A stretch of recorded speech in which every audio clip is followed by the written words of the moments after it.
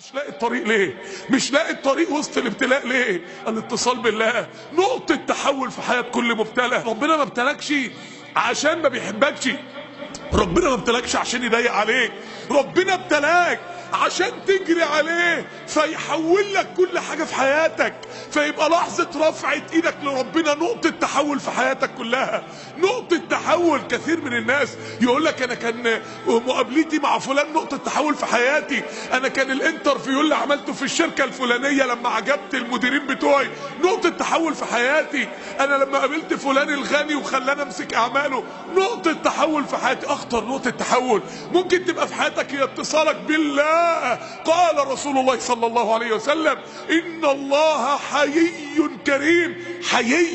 حيي ده يعني تخيل انت ماشي في الشارع وشايل مثلا كيسين ولا حاجه والدنيا حر في عز الظهر ولا حاجه، طفل صغير بيقول لك لو سمحت يا عمو يا الساعه كام الله يكرمك، اصل انا ويعني هتحط الكيس على الارض وتبص انت مش عارف تبص وانت شايل الشيل دي وتبص في الساعه وتقول له حبيبي الساعه كذا، انت مكسوف من طفل صغير انه يطلب منك طلب وانت ما تجيبهوش.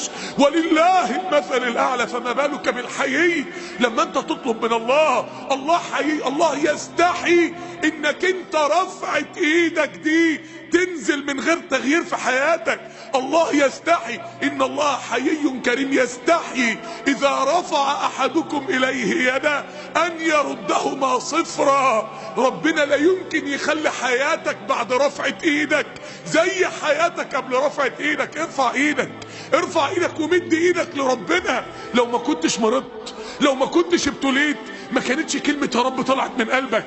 اوعى تفتكر ان الابتلاء اللي ربنا ابتلاه لك ده شر ليك، اوعى تفتكر ان معناه ان ربنا ما بيحبكش، اوعى تقرا الرسالة غلط، اوعى تقرا رسالة الازمة المادية اللي حصلت لك او رسالة الابتلاء اللي انت ابتليت بيه، اوعى تقرا الرسالة ان ربنا ما بيحبكش، ده الرسالة ان ربنا بيحبك ويريدك انك ترفع ايدك. لولا انه ابتلاك ما كنتش رفعت ايدك، ما كنتش توجهت اليه.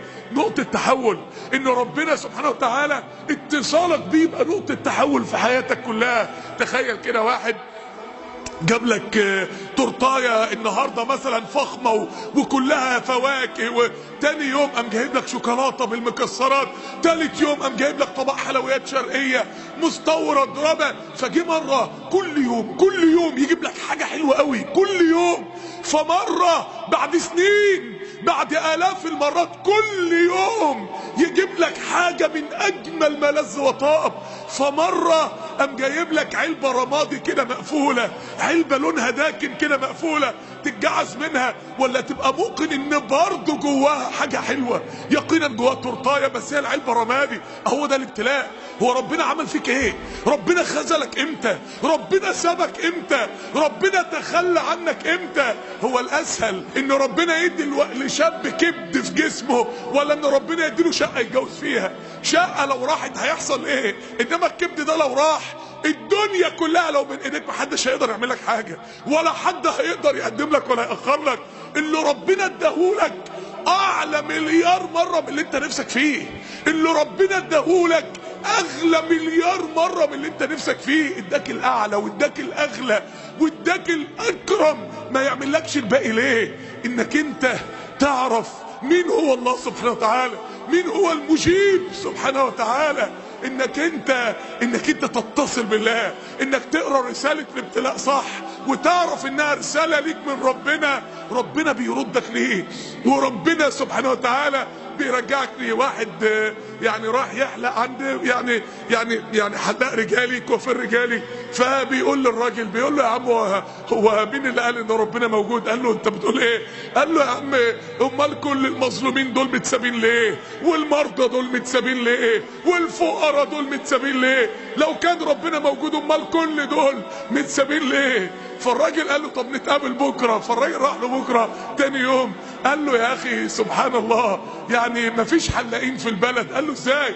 قال له امال يا عم الناس اللي شعرها منكوش دي كل شعرها منكوش وماشيه في الشارع. قال له يا عم الحلاقين موجودين بس هم اللي ما بيروح لهمش. قال له كذلك ربنا موجود بس معظم المبتلين هم اللي ما بيروحولوش. هي دي القضيه، ان الابتلاء يوقفك على الخط السليم، ان الابتلاء ده اشارة مرور في الطريق. لما انت بتيجي تحود ربنا بيبعت لك اشارة مرور اسمها الابتلاء، بيقول لك اتوجه صح، بيقول لك امشي في الطريق الصح، توجه الى الله سبحانه وتعالى.